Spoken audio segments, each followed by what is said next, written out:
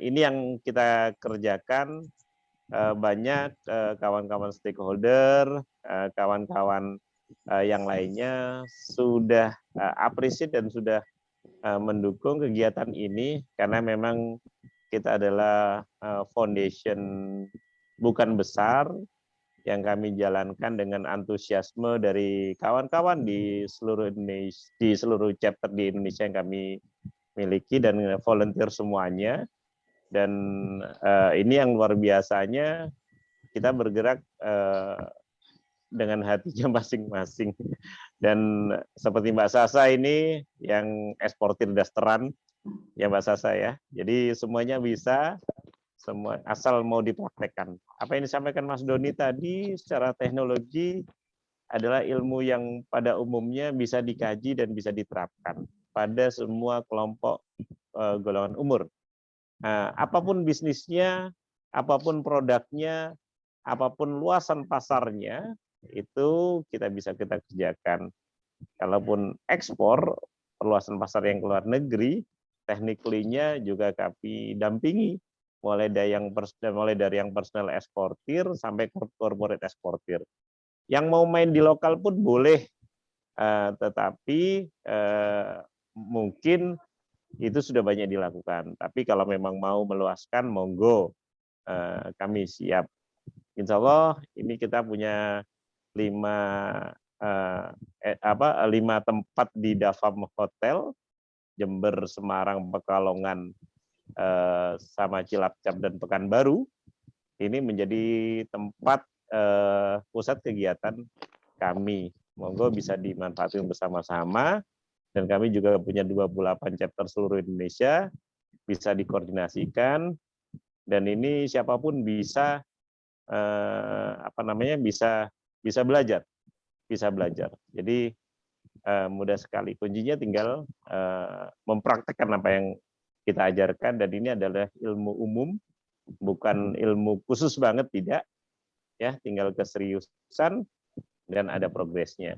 Insya Allah bisa dilakukan eksportasi dari desa, dari ujung-ujung, dan yang penting adalah memasyarakatkan produk Indonesia ke pasar internasional dengan melalui digital teknologi. Jadi kita lengkapilah tugas-tugas yang selama ini sudah dimaksimalkan dan dioptimalkan oleh pemerintah, kita melengkapi dan saling bersinergi. Oleh karena itu kami terima kasih kepada Bea Cukai, Kementerian Desa, kemudian pemerintah provinsi, pemerintah kabupaten, dan yang lainnya juga yang memang bersama-sama untuk serius mengembalikan stabilitas ekonomi, meningkatkan ekonomi usaha kecil menengah, dan otomatis stabilitaskan ekonomi nasional. Itu yang kami sampaikan. Saya mohon maaf sekali. Berikutnya kami akan mungkin perlu perbaikan distrik di sekitar sana, di wilayah Sidoarjo. Memang areal di sana itu memang areal baru, pusat kafe-kafe yang ramai sekali, yang menggeliatkan ekonomi. Bisa dilihat di namanya areal kafe Kafling DPR di Sidoarjo. Itu ramai sekali dan cukup menggeliatkan ekonomi lokal. Dan produk-produk UKM bisa sudah sebagian memenuhi kafe-kafe tersebut produk-produknya. Dan kami pun punya display juga sentra kegiatan di sana. Cuma memang masih tahap awal ya kalau yang di Sidoarjo karena masih baru gitu. Terima kasih Mbak Sasa, Mas Doni, Bapak-bapak, Ibu-ibu yang sudah hadir di malam hari ini. Salam hormat kami. Mari kita bersama-sama dan kami terbuka untuk saling mensupport untuk semuanya. Insya Allah kami juga menyediakan waktu, menyiapkan diri bersama tim dan teman-teman para digites yang memang sudah berkomitmen juga untuk mensupport masyarakat ekonomi usaha kecil menengah untuk meluaskan informasi, meluaskan pasar ke pasar yang lebih luas lagi, ke global tentunya. Jadi ini sudah menjadi supporting teman-teman digites itu yang di bawah Mas Doni ini, yang banyak dan sudah menjadi apa namanya, jatuhnya pekerja kreatif yang aktif untuk membantu teman-teman UKM pelaku usaha kecil menengah lebih luas lagi. Terima kasih. Mohon maaf semuanya. Sekali lagi terima kasih. Kita jumpa di lain waktu. Boleh kontak kami, kontak Mas Doni, kontak Mbak Sasa atau chapter head yang ada untuk informasi lebih lanjut, atau langsung buka di Google saja UKM Mendunia atau di ekspor mudah. Itu bisa dibelajar dari sana. Terima kasih. Assalamualaikum warahmatullahi wabarakatuh. Waalaikumsalam warahmatullahi wabarakatuh. Mas, kurang satu pertanyaan ya, biar nggak ini kasihan. Dia bertanya, Pak, kalau buah-buahan potensinya besar nggak ya untuk ekspor? Oh iya, saya jawab ya. Boleh. Saya jawab ya. Indonesia punya potensi beberapa komoditi buah yang nembus ke pasar internasional, diantaranya salak, manggis, ya, salak dan manggis. Berikutnya mangga. Mangga ini belum besar jumlahnya. Sebenarnya udah agak besar. Yang paling banyak rutin itu salak sama manggis. Kemudian komoditi yang lain itu seperti buah naga. Kemudian itu yang saya lihat. Jadi mengenai peluangnya, terus terang aja pasar yang banyak permintaan di Middle East. Beberapa waktu yang lalu nanas, permintaan nanas. Cuma kita kalah bersaing sama Filipina. Masalahnya simple waktu itu. Harga diminta dengan CIF dari siapa namanya? Dari bayarnya. Cuma teman-teman di Indonesia belum siap menyajikan harga CIF dengan cepat. Kalah sama Filipina akhirnya. Saya juga agak kaget juga. Jadi di Filipina bayarnya dari Jeddah, minta CIF Jeddah, mereka minta siang, sorenya udah dijawab, harganya sekian. Sedangkan dari Indonesia waktu itu ada beberapa eksportir lama menyampaikan informasi harga CIF-nya, adanya harga lokal. Ya ini yang jadi kendala. Jadi itu potensi buah masih besar, dan kalau mau dipelajari buah apa, memang perlu kajian detail pakai digital teknologi yang diajarkan Mas Doni, bisa diketahui buah apa kira-kira kan. Kalau bicara vanili itu udah banyak buah apa kira-kira kan gitu kan. Belimbing juga banyak. Jadi sebenarnya potensinya apa Mas? Ya tadi kita sarankan yang banyak bikin orang itu yang dari Bojonegoro ini 8 kg ada chip ini Mas. Ini pelepah pisang gitu ya. Oh iya. Ya, itu kan bukan buah. Ini batangnya buah, pelepah pisang kan. Jadi batang aja laku apalagi buahnya gitu kan. Iya, batang. Kalau bicara yang unik-unik, kalau di kita itu ada semuanya, dan kita udah ngikutin prosedural. Itu tadi belajar dari yang paling mudah dulu, kerjakan yang paling mudah. Yang penting kuasai marketnya, artinya belajar observasi market, analisa market, dan teknik dan cara pengirimannya. Ada yang memang personal, ada yang bisa yang harus corporate ya. Itu seperti ikan cupang. Ikan cupang nggak bisa personal, harus corporate, harus badan hukum. Gitu. Kemudian apalagi tadi ada yang nanya udang Mas, udang packagingnya seperti apa dan sebagainya. Saya jawab ini ahlinya Mas Iko lah, Mas Iko udah datang. Iya, Pak, udang itu udang apa ini maksudnya? Udang hidup atau udang beku? Lobster air tawar, Pak. Oh, lobster air tawar. Nah, ini lobster air tawar itu kebetulan saya menangani beberapa tahun yang lalu langsung, karena di Sidoarjo punya produk itu dan punya permintaan di Dili, ke Dili. Tetapi tidak bisa rilis karena memang diminta HASAP, kemudian dari yang putra kepentingan di Kementerian KKP ya, Kementerian Kelautan dan Perikanan. Ada beberapa syarat yang banyak harus dipenuhi, dan itu tidak bisa dipenuhi dengan personal eksportir. Harus corporate. Kami sudah komunikasikan hal ini untuk pendampingan lebih lanjut. Jadi kalau misalnya lobster air tawar itu bisa dimungkinkan. Kalau yang lobster air laut, yang baby lobster itu tidak bisa, tapi kalau yang lobster dewasa tidak bertelur itu bisa. Itu ada ketentuannya. Gitu. Jadi bisa diinikan lagi. Itu yang udang ya. Itu udang. Jadi kalau memang mau ekspor udang air tawar, itu nanti Bapak Ibu harus punya badan hukum. Ini maksudnya corporate soalnya, nggak bisa personal. Ya, harus corporate. Yang dikirim pasti sekitar 200 kilo, 500 kilo sekali kirim. Sama dengan ikan, fresh fish atau live fish itu juga harus corporate. Tidak bisa personal. Ya, jadi kalau corporate, Bapak Ibu harus punya badan usahanya. Bisa PT, bisa koperasi, bisa CV, sesuai ketentuan dari Kementerian Komoditi terkait. Gitu. Ya, gitu. Kalau yang udang, ada lagi? Ada lagi, Ibu Bapak?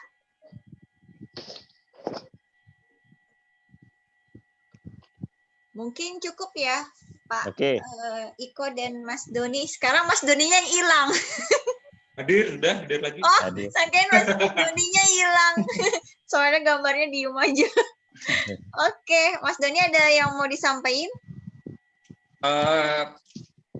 Kalau saya sampaikan adalah Bapak Ibu yang malam ini, ya, malam ini sekiranya mau lebih intens lagi, kita ketemu ngomong masalah teknis ya.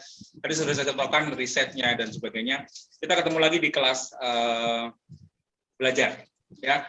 Di kelas belajar kita akan banyak satu step setelah peminat gitu kan. Ikut peminat lagi juga nggak apa-apa, tapi yang materi kita samakan otomatis kalau peminat kurang lebih sama. Ya, jadi kita open mindset dulu bahwa ekspor itu misalnya mau berminat lebih lanjut lagi, kita masuk ke kelas belajar, praktek, masuk ke kelas terakhir di Real UKM. Atau kalau misalnya nanti ada tanyakan tadi, bisa request untuk Digilog kode workshop gitu. Jadi tetap semangat, UKM Indonesia harus maju. Kalau selama ini kita jalannya ke ibu kota kabupaten, ibu kota provinsi, habis ini silakan sama teman-teman Des, kita akan masuk lagi ke lebih dalam, deeper sampai dengan ke desa-desa seluruh Indonesia. Siap. Ekspor dari desa. Siap Pak Iko, siap Pak Doni, Mbak Sasa. Yeah. Ini masih ada yang bertanya, di off aja ya. Oh, satu lagi ini. Sekali lagi habis itu udah ada pertanyaan, kirim makanan beku ke Amerika bisa ya? Bisa. Kirim makanan beku, makanan apa nih sebenarnya? Ini makanan itu kan berarti ini jenis apa namanya? Frozen food kali. Frozen food. Jadi gini ya. Makanan beku kan saya bisa. Bisanya itu ada syarat ketentuan berlaku ya. Kalau dari teknik pengiriman otomatis dokumen, karena Amerika masalah makanan itu ketat, otomatis dokumennya harus dilengkapi itu kalau makanan itu tidak bisa personal dalam jumlah banyak ke Amerika ya. Kalaupun misalnya jumlahnya sedikit, karena frozen itu kan perlakuan khusus ya, perlakuan khusus, bukan seperti barang general cargo yang bisa 1 minggu 2 minggu. Tapi kalau frozen food ini kan ada frozennya, kata-kata frozen itu otomatis special handling. Ekspornya tidak bisa personal, tetapi harus corporate. Corporate-nya harus terdaftar di FDA yang ada di negara tujuan, di Amerika, seperti itu. Nah, jadi kalau memang mau ekspor ke Amerika produk frozen food harus tentunya continue. Nah, ini bisa seperti itu selama udah di-accept, diterima, registered di negara sana, otomatis bisa dilakukan. Jadi pertama disiapin nih, kalau yang udah corporate, dokumennya harus komplit. Jadi bedanya yang personal sama corporate, kalau corporate itu ada 3 kelompok ketentuan, regulasi negara asal, pengirim pengangkut, dan regulasi negara tujuan. Nah ini masuk corporate. 3-tiganya harus disiapkan sendiri-sendiri. Kalau bicara regulasi negara asal, ya itu berbicara badan hukum, izin komoditi, ketentuan kerjasama negara tujuan, kemudian sertifikasi dan verifikasi produk. Itu ketentuan negara asal. Ketentuan negara pengangkut dan pengirim, kalau frozen, otomatis ada 2 kemungkinan. Kalau pakai laut, pakai kontainer, river container. Kalau pakai udara, diberlakukan dihitung masa cairnya dari frozen tersebut. Tidak bisa panjang, ya, tidak bisa lama. Ya, dan schedule-nya nanti harus ditentukan yang total transit time-nya pendek. Gitu, karena frozen ini sedangkan pengangkut udara yang menggunakan refrigerator itu mahal. Kalaupun tidak menggunakan refrigerator, kontainer menggunakan refrigerator namanya ice tube atau dry ice ya. Dry ice ini ada masa cairnya, masa bekunya. Masa bekunya berapa lama? Itu yang dihitung dengan istilah total transit time sampai negara tujuan. Berapa nih pengangkut dari Surabaya misalnya atau dari Jakarta tujuan ke Miami? Transitnya di mana? Total transitnya berapa lama? Apakah 24 jam atau 35 jam? Dihitung semuanya apakah memungkinkan masa beku frozen tadi sampai ke negara tujuan, sampai ke destinasi dengan masa waktu tadi. Itu yang harus dihitung, gitu ya. Tetap bisa, tapi syarat ketentuan berlaku. Itu untuk yang frozen ke Amerika. Jadi tidak bisa personal ya, tidak bisa personal tapi corporate. Oke, makasih.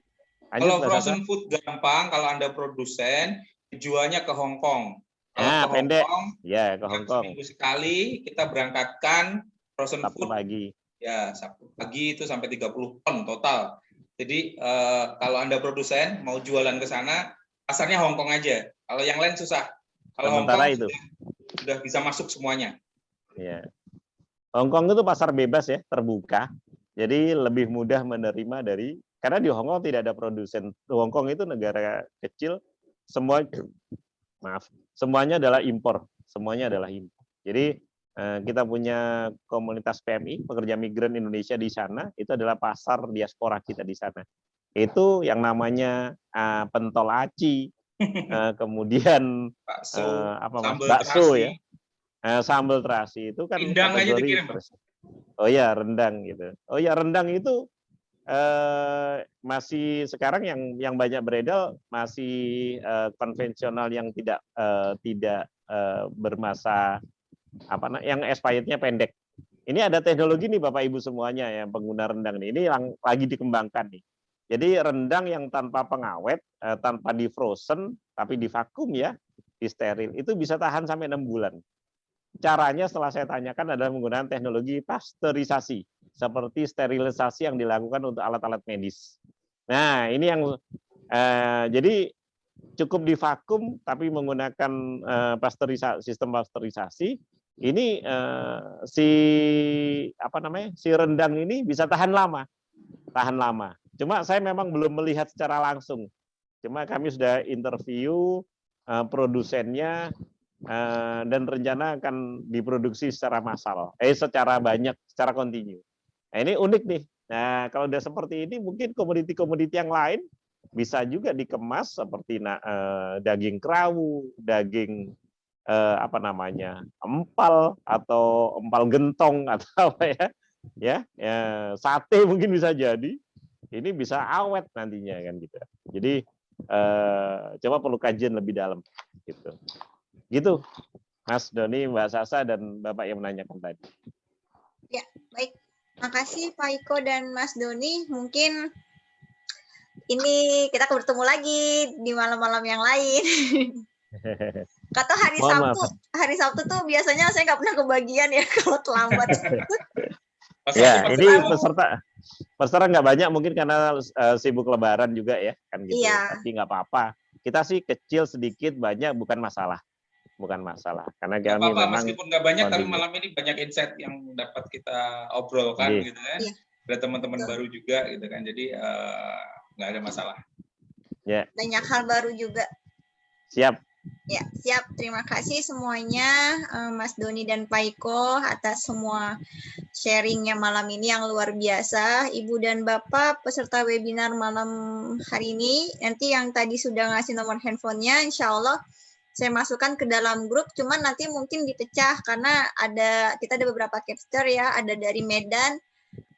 Nanti saya tanyain dari mana aja, nanti bisa langsung dimasukin ke sesuai sama wilayahnya, wilayahnya. Jadi biar koordinasinya juga lebih dekat ya kalau sama wilayah. Kalau ada butuh apa-apa, terutama kayak tadi tentang pengiriman barang, untuk harga bisa langsung hubungin capture yang memang ada di kota-kota tersebut ya. Gitu. Dan kalaupun nanti misalnya ada koordinasi produk yang mau digabungkan di UKM Mendunia, karena kan UKM Mendunia juga memfasilitasi, udah bekerjasama dengan beberapa hotel dan beberapa kafe-kafe untuk mendisplay barang-barang UKM yang punya nilai jual. Kita memang di sini tidak ada nggak ada keanggotaan. Jadi kita memang murni gerakan untuk membangun Indonesia. Berharap semoga pasar UMKM di Indonesia jauh lebih menggigit ya, menggigit. Maksudnya lebih luas lagi pasar kita dan tetap semangat jadi eksportir baru untuk Indonesia. Tadi saya juga itu Pak Iko ada itu tadi keripik yang pisang itu luar biasa loh, baru tahu saya. Kenapa keripik pisang? Itu apa Mas? Gedebok pisang ya? Gedebok pisang. Oh, gedebok pisang. Keripik gedebok pisang. Dari biji salak, kurma biji salak. Luar biasa, di Jakarta nggak ada. Kurma itu ada yang kurma dari belimbing. Dari belimbing ada, dari tomat ada, yang ini dari biji salak. Tadi ditunjukin sama Mas Doni biji salak. Terima kasih banyak. Alhamdulillah kalau malam ini Ibu dan Bapak merasa bermanfaat atas ilmu kita. Jangan lupa follow IG kita, follow juga YouTube kita, karena semua materi akan selalu ke-record dan informasi apapun bisa ada di channel YouTube kita. Terus jangan lupa kasih like juga ya, biar kalau orang mencari ekspor mudah langsung larinya ke UKM mendunia gitu. Terima kasih, mohon maaf lahir batin. Mohon maaf sekali. Iya, sehat-sehat selalu Pak Iko dan Mas Doni, karena Amin. jam terbangnya makin ramai se-Indonesia. Bukan jam terbangnya nih, kegiatannya. Kegiatannya makin kemana-mana. Jadi ya, insya Allah. tetap jaga kesehatan dalam kondisi seperti ini. Sehat itu mahal, jadi tetap semangat dan terima kasih Ibu dan Bapak malam hari ini. Mohon maaf lahir batin. Selamat berlibur dan menikmati berkumpul dengan keluarga ya. Kalau bisa jangan pulang kampung. Tetap di situ biar kita mencintai keluarga-keluarga kita terdekat. Saya mohon maaf kalau banyak kesalahan. Terima kasih. Assalamualaikum warahmatullahi wabarakatuh. Waalaikumsalam warahmatullahi wabarakatuh. Terima kasih Bapak Ibu semuanya. Sami-sami Pak Iko. Terima kasih Pak Iko, Pak. Sami-sami Bapak. Sasa. Assalamualaikum. Waalaikumsalam.